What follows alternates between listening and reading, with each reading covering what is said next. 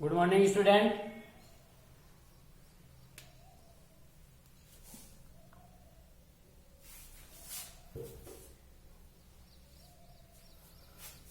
देखो अपना चैप्टर लगभग अपना कंप्लीट हो चुका था। विसरण दाब न्यूनता वाला टॉपिक है, वो है अपना चल रहा था। इसके अंदर अपने पढ़ा कि कोशिका में अणु के अंदर कोशिका में जल के अणु की प्रवेश करने की प्रवृत्ति को ही अपन क्या कहते हैं, विसरण दाब न्यूनता कहा था। ये विसरण दाब न्यूनता है। एक स्फीति कोशिका में विसरण दाब न्यूनता है, वो डीपीटी है, वो किसका मान क्या होता है, शून्य होता है। जबकि एक सलत कोशिका होती है, सलत कोशिका में विसरण दाब न्यूनता का मान क्या होता है, आपका 10 होता है। सलत कोशिका में डीपीटी का मान है वो आपका शून्य नहीं होता है। लिखो नोट डाल के एक सलत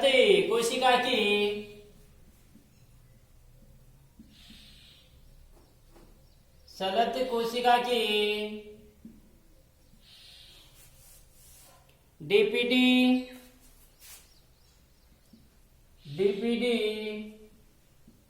शून्य नहीं होती है। सलत कोशिका की डीपीडी है वो आपकी शून्य नहीं होती है यदि ओपी बराबर प्राशन दाब बराबर 10 है मानो, और जो स्थिति दाब है टीपी बराबर है ओपी, दोनों का मान बराबर है। तो डीपीटी का मान क्या होगा,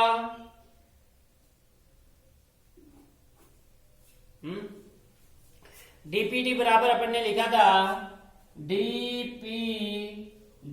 अपन को ज्ञात करना है। तो डीपीटी का मान क्या होगा, यानी ओपी बराबर तो क्या है 10p है, और टीपी बराबर 0p, 0p क्या है 0 है।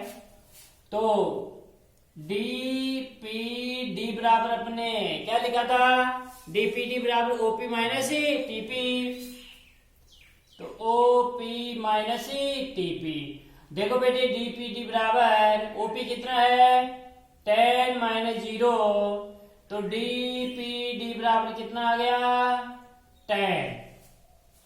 डीपीडी बराबर कितना आया 10 आया।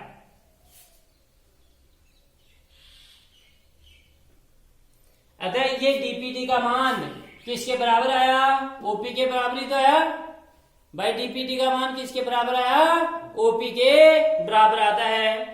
नीचे लाइन चेंज करके लिखो एक सलत कोशिका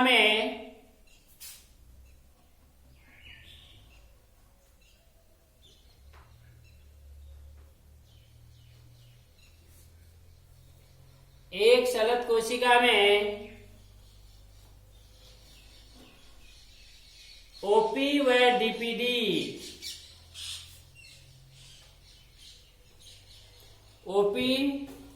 डीपीडी बराबर होते हैं।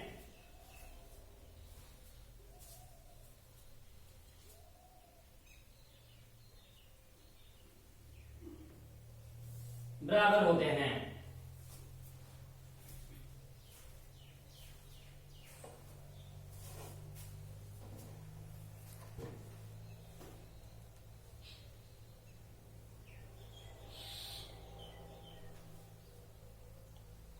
अब है जब विभव संकल्पना,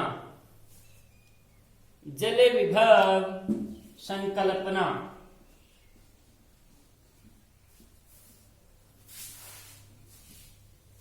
जो अपने प्रासरण जल विभव विलीन अपने पढ़ा किस प्रकार से प्रासरण दाब लगता है, विसरण दाब लगता है, विसरण दाब न्यूनता है, जल विभव संकल्पना।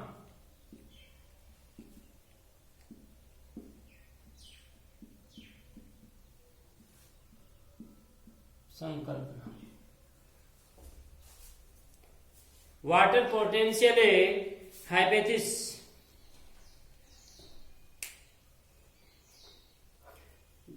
लिखो, जल विभव की अवधारणा, जल विभव की अवधारणा सर्वप्रथम स्लेटियर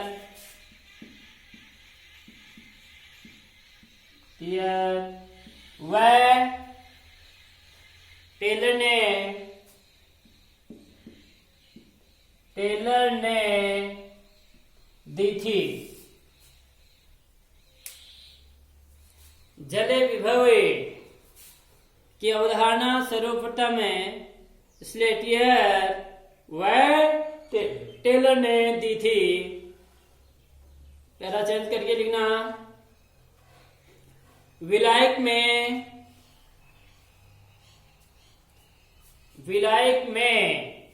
विलेय पदार्थ मिलाने पर, विलायक में विलेय पदार्थ मिलाने पर विलायक की गतिज ऊर्जा,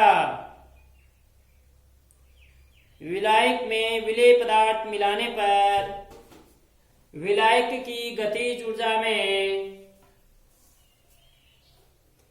कमी होती है।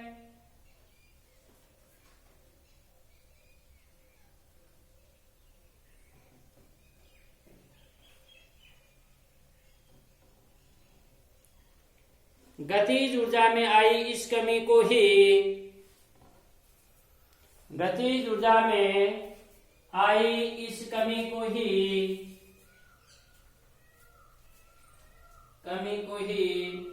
जल विभव कहते हैं। आई इस कमी को ही जल विभव कहते हैं।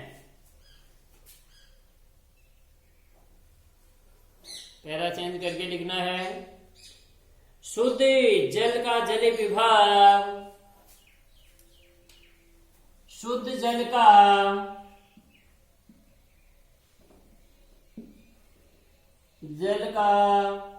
जल विभव शून्य होता है। शुद्ध जल का जल विभव शून्य होता है।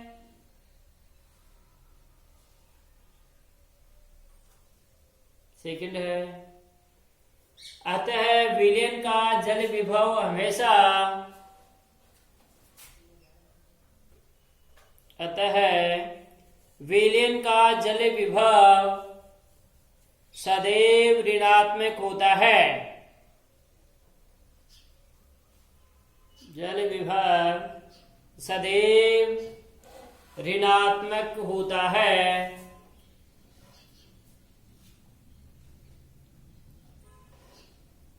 अगला, किसी तंत्र में यदि जल की अधिक मात्रा है, किसी तंत्र में यदि जल की अधिक मात्रा है तो उसमें गतिज ऊर्जा, तो उसमें गतिज ऊर्जा तथा जल विभव भी,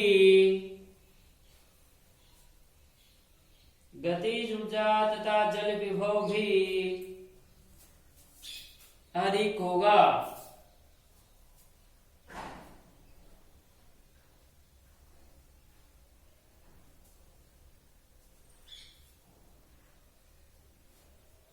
अधिक होगा, चेंज करके, अतः जल, शुद्ध जल में, अतः शुद्ध जल में जल विभव सर्वाधिक होता है।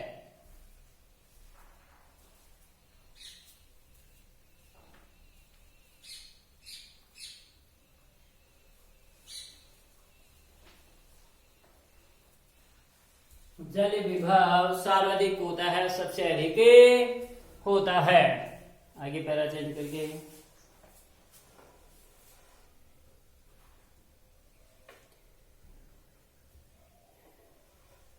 जल का गमन अधिक जल विभव वाले क्षेत्र से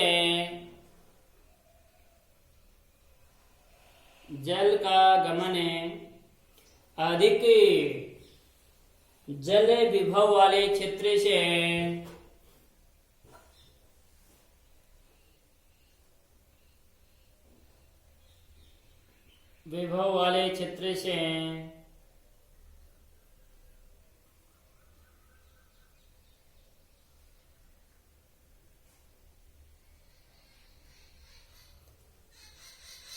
कम जल विभव वाले क्षेत्र की ओर होता है।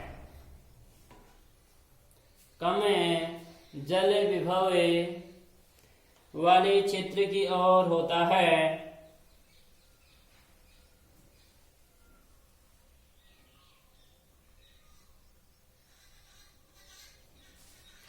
चेंज करके लिखना। जल विभव को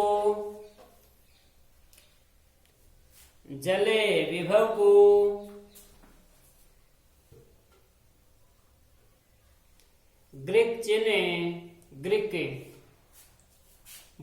चिन्ह PSI या साई, इस चिन्ह के द्वारा, इसको साई कहते हैं, या साई से व्यक्त किया जाता है।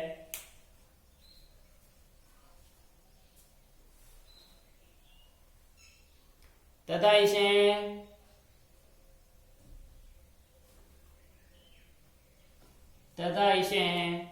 पास्कल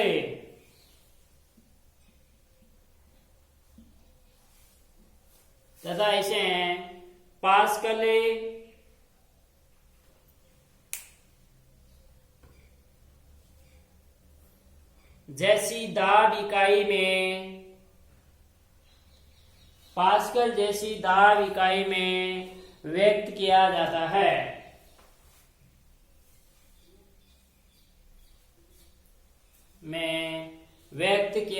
है।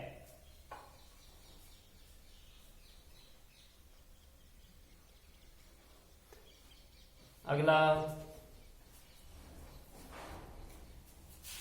यदि कुछ विलेय पदार्थ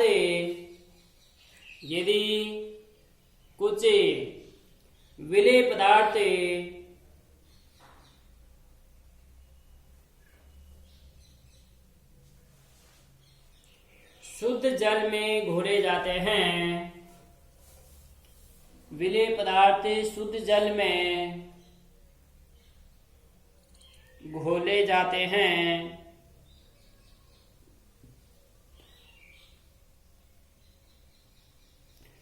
तो घोल में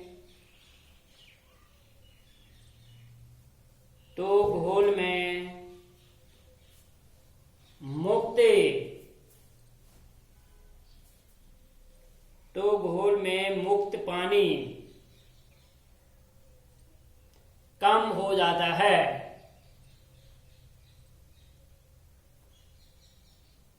भाई विलेय पदार्थ यदि घोल दे तो पानी की मात्रा तो कम ही हो जाएगी, विलाय की मात्रा। मुक्त पानी कम हो जाता है तथा मुक्त जल की सांद्रता घट जाती है। मुक्त जल की सांद्रता घट जाती है।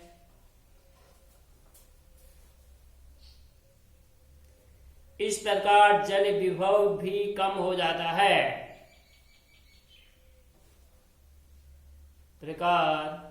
जल विभव भी कम हो जाता है।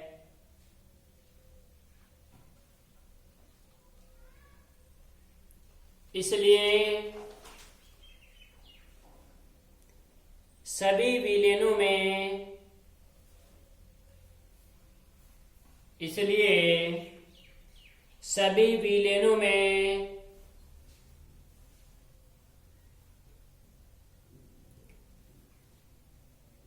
जल विभव शुद्ध जल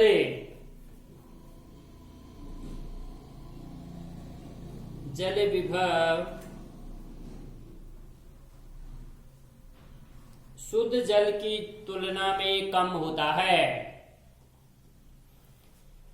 भाई शुद्ध जल है, इसके अंदर तो मुक्त जल है वो आपका अधिक होगा, और यदि विलयन बना दिया, उसके अंदर विलय पदार्थ अपने घोल दिया, तो मुक्त जल की मात्रा क्या हो जाती है? कम हो जाती है, कम होता है। पहला चेंज करके लिखना। इस निम्नता का परिणाम, इस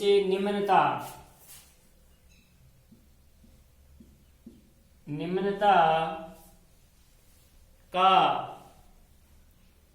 परिणाम एक विलय के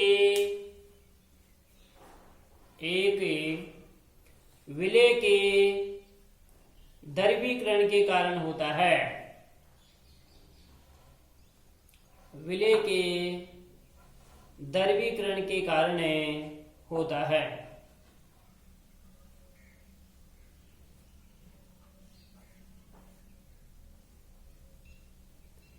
इसे विलय विभव कहा जाता है। इसे विलय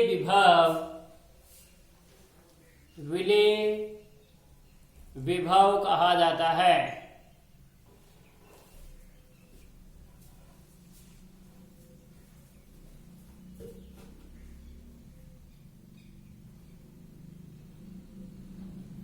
विलय विभव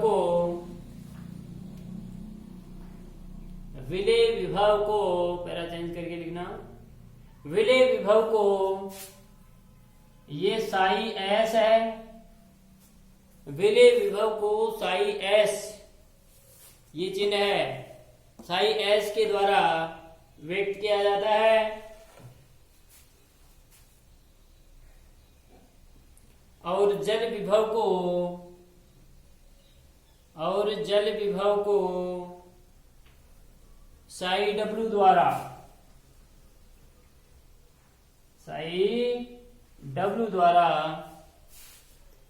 व्यक्त किया जाता है।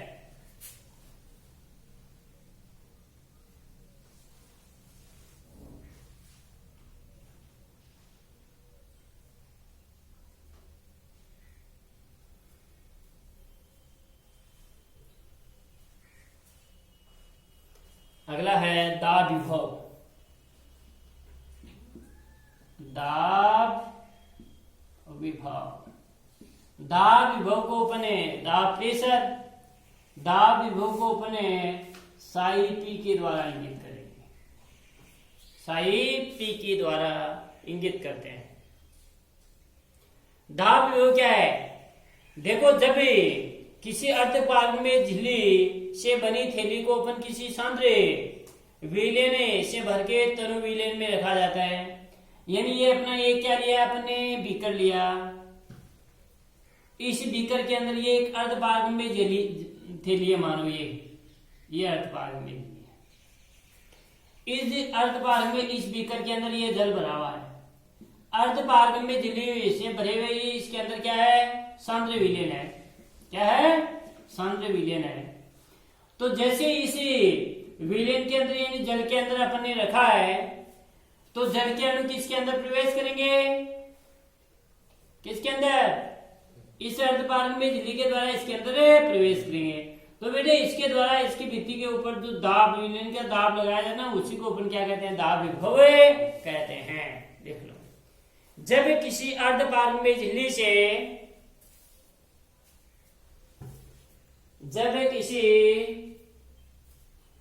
अर्धपारगम्य झिल्ली से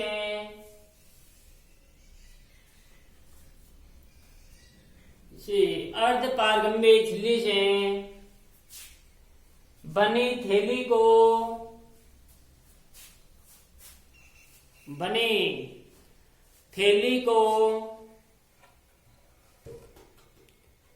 सांद्र विलयन से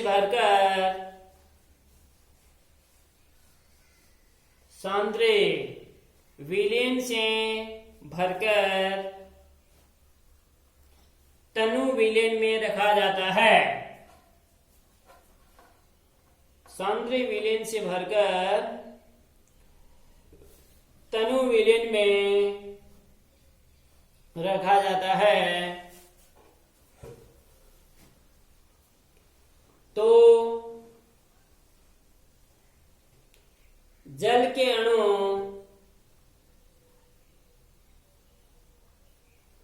उस झिल्ली अर्धपारगम्य झिल्ली द्वारा जल के अणु अर्धपारगम्य झिल्ली द्वारा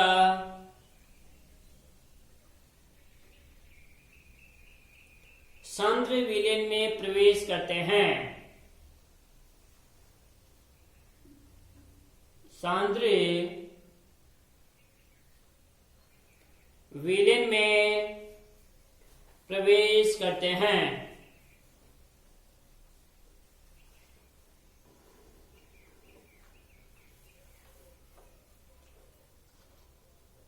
प्रवेश करते हैं जिससे थैली स्फीत हो जाती है। स्फीत यानी फैलना, जिससे थैली स्फीत हो जाती है यानी फैल जाती है।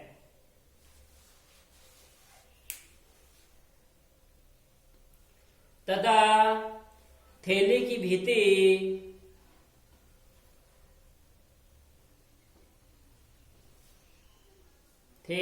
भीति विलयन में दाब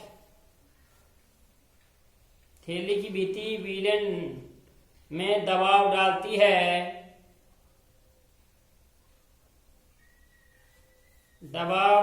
है। जो जल के अणु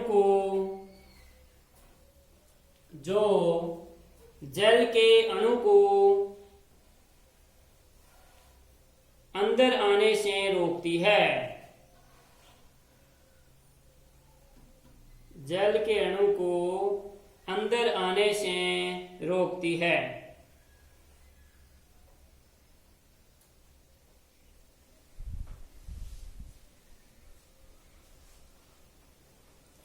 इस दाब को स्फीत दाब कहते हैं।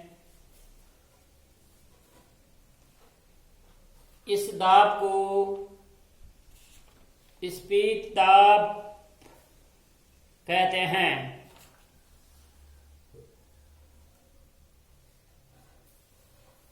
तथा स्फीत दाब द्वारा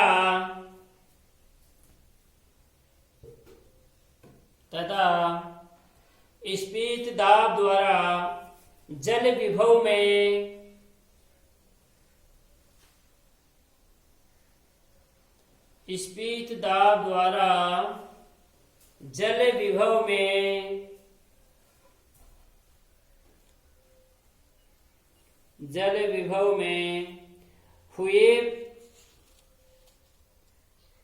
विभव में हुए प्रभाव को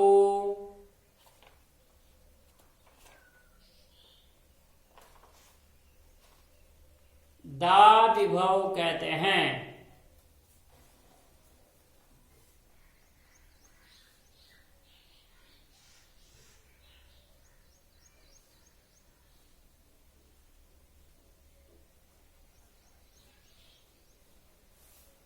अगला है मैट्रिक्स विभव।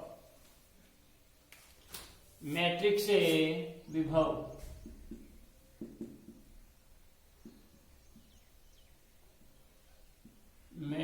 विभव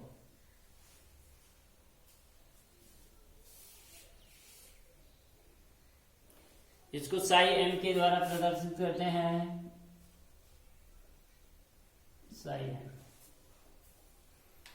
साई एम के द्वारा प्रदर्शित करते हैं। देखो, कोशिका की वह सतह है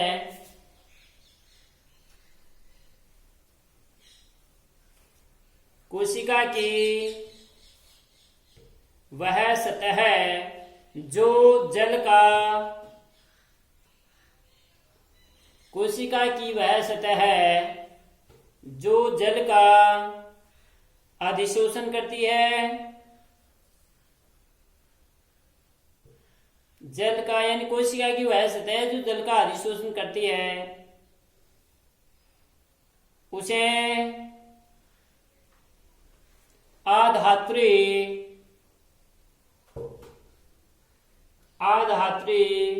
या मैट्रिक्स कहते हैं। आधात्रित या मैट्रिक्स कहते हैं।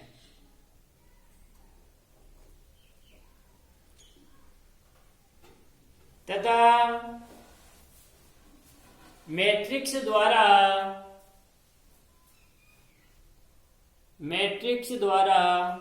उत्पन्न विभव को मैट्रिक्स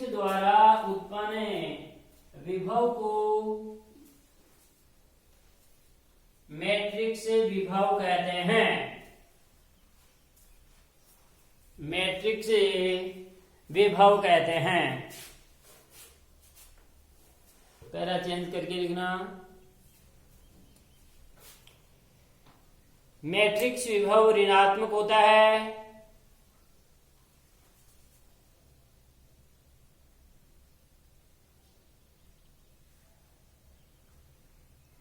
मैट्रिक्स विभव ऋणात्मक होता है तथा यह कोशिका के जल विभव को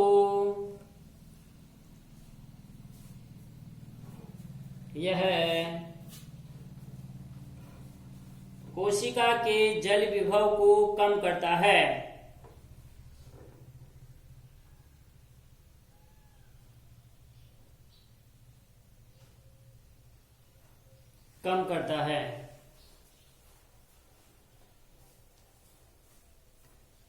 पहला चेंज करके लिखना। दाब विभव धनात्मक होता है।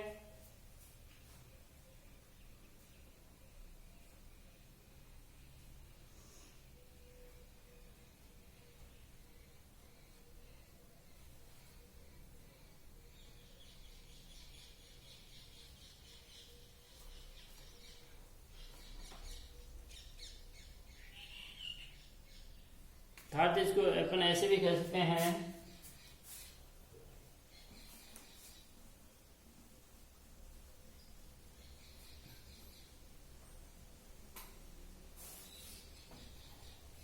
मैट्रिक्स विभव साई एम प्लस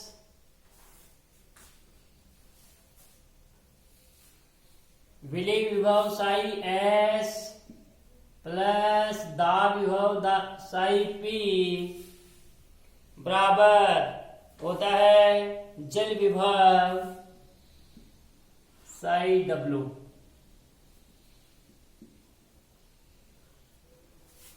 यहां साई एम तो क्या है? मैट्रिक्स विभव।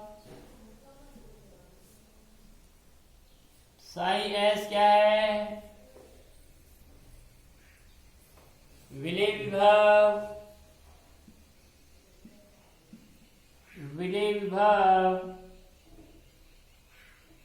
साई पी क्या है? दाब विभव, जो ऊपर भी आ गए अपने। और साई डब्लू क्या है? जल विभव। यानी जो जल विभव है वो मैट्रिक्स विभव, विलेय विभव और दाब विभव, इनके योगफल के क्या होता है? बराबर होता है। जल विभव साई डब्लू बराबर मैट्रिक्स विभव, विलेय विभव और दाब विभव, इन सभी के योगफल के क्या होता है बेटे? बराबर होता है। क्योंकि जो मैट्रिक्स विभव है, ये मैट्रिक्स विभव आपका न के बराबर होता है, नगण्य होता है। इसलिए मैट्रिक्स विभव साई एम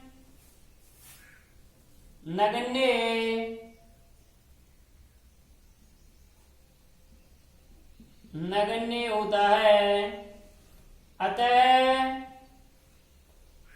साई एम नगण्य है, इसलिए क्या हो जाएगा?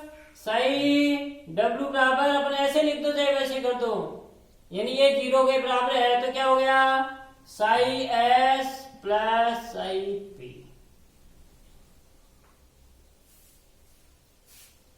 ये जब न के बराबर है तब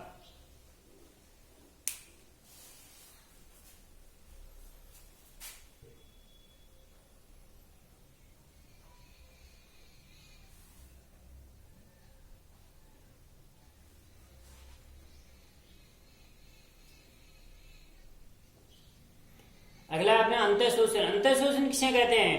देखो कोई भी गुटका है, लकड़ी का गुटका देख लो, किसी को यदि सूखा है, शुष्क है, तो जल के अणु को सोखने का कार्य करता है जब, तो उसी को क्या कहते हैं अपन, अंतःशोषण कहते हैं। अंतःशोषण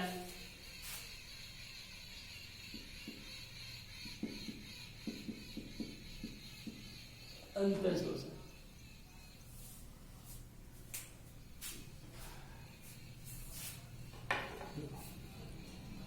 कोलाइडी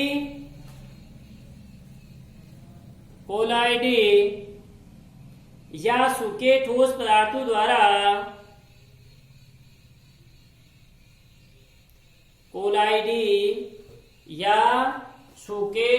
पदार्थों द्वारा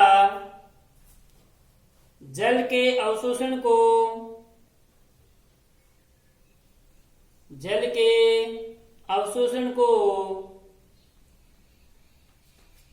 अंतःशोषण कहते हैं। कोई अंतःशोषण कहते हैं।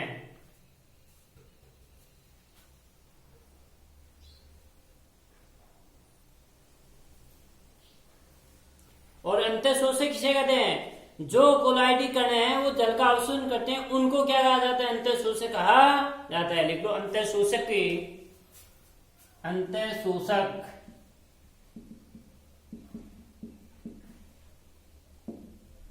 अंतःशोषक जल को अवशोषित करने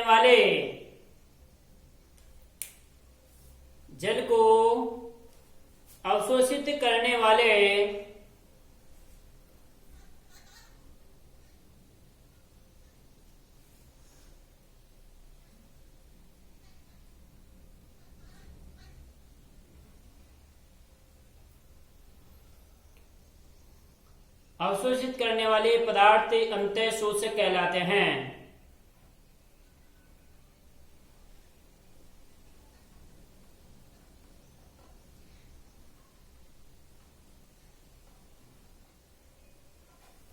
अंतःशोषक कहलाते हैं।